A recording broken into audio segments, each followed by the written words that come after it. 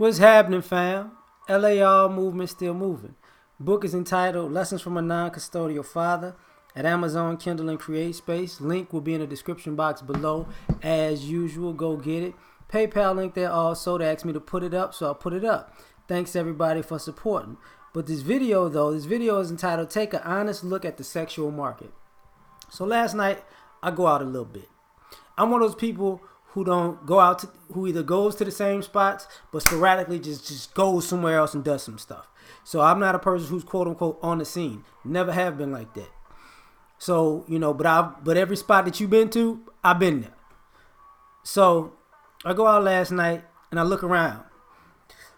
And I'm looking at the sexual market, the beautiful people and the people who think they're beautiful people. And I'm realizing that the way we're looking at the sexual market sometimes is from a delusional mindset. I've said that before, so I'm not, not ignoring that, but everybody is bumping their worth up. So I'm in a spot, nice spot, cool spot, and the fine women stand out like a sore thumb because the rest of the people are, I would say, below average. So it's like feast or famine, right? The guys, if women were looking for attractiveness, it was the same feast or famine. And I was looking at it in a way of, and then I drove by another spot because me and my homeboy didn't go in. But that's a younger crowd. So what I mean is this place that has a little bit of a younger crowd, but it's a lounge, dope spot called Prospect Park. But I was at a restaurant not too far away from Prospect Park. It's black-owned joint. And the thing about Prospect Park, which used to be the Sky Bar or something like that years ago, it's like where all the quote-unquote young and grown beautiful people meet up. Hookah bar, restaurant, lounge, kind of dance floor, kind of play area type of thing. So when you in there, all the fine chicks is there because it's like it's a watering hole, right? But the thing about it is, if you're looking for attractive, you can find attractive there on a high scale. But if you're looking for somebody who got sense, that might not be the place for you. If you want to screw somebody, that's the place for you. If you want somebody who got sense, probably not the place.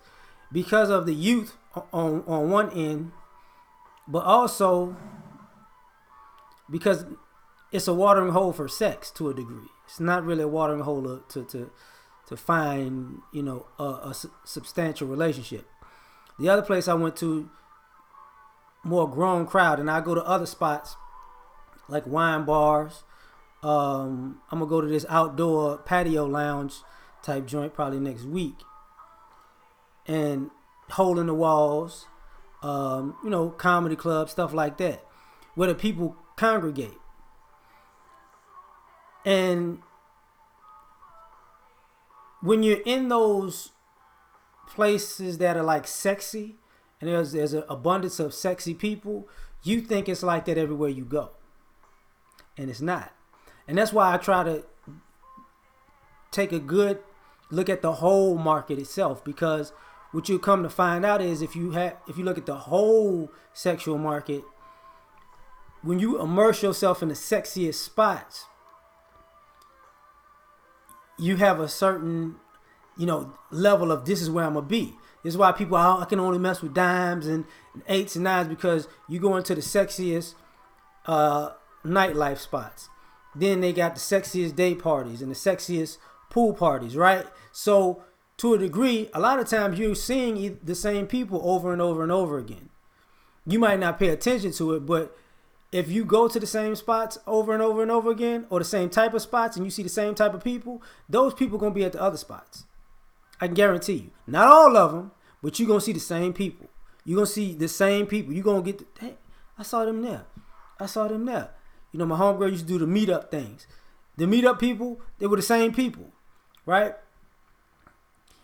Now, the reason I'm saying this is because you devalue yourself. Because when I say fine, what I've noticed is when the young women who are on their way to the wall don't see it. But the women who are grown and who are at it or have hit it and they're still attractive, they're in no man's land. Because it's rare for them to find, because especially with our women, attraction is like number one priority. Then money. Then the guy as far as character is concerned. Because what winds up happening, fine grown women will finally be with average or below average looking guys because they're good guys and they got it together. But they kind of, but they're not attracted to them. That's when I guess, quote unquote, the standards of attraction slip a bit. But you can still see it, that they not really choosing up on those.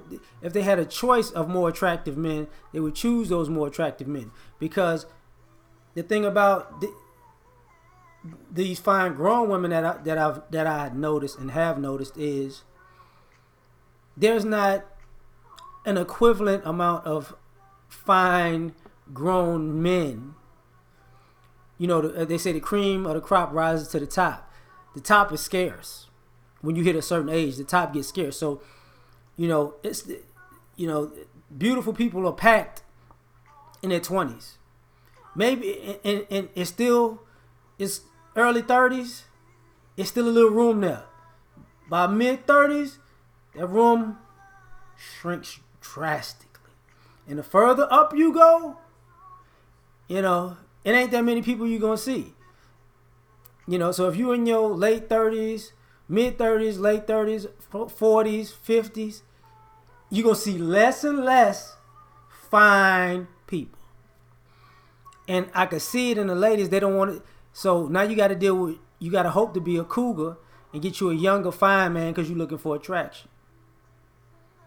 Because these guys can do that because these girls are looking for a sugar daddy. Now they're still smashing the younger guys in their age group that they're attracted to or that they can have better sex with or supposed better sex with because they're younger and they can last longer, this, that, and the third. And relate to better. But for the ladies, you got to date older. You got the same dilemma that guys got. If I date younger, she's probably not that bright.